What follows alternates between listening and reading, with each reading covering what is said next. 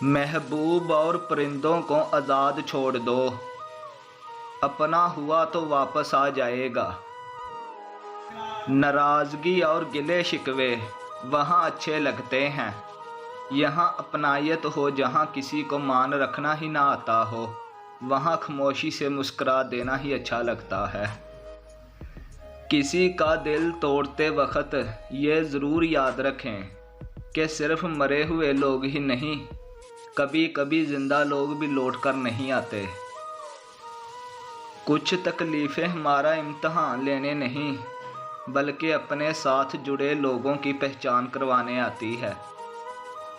लोगों से उम्मीद लगाना छोड़ दो, क्योंकि इज़्ज़त अल्लाह देता है, लोग नहीं।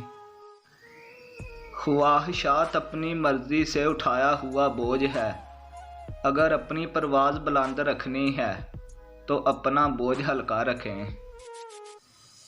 जो ज़ात रात को दरख्तों पर बैठे परिंदों को नींद में गिरने नहीं देती, वो ज़ात इंसान को कैसे बेयारो मददगार छोड़ सकती है।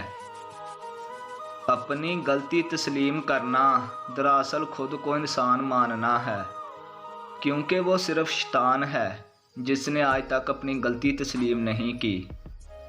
ज़िंदगी ने कभी ये शर्त नहीं रखी कि मैं फ़ला शख्स के बगैर नहीं गुज़रूंगी, ज़िंदगी बस गुज़र ही जाती है।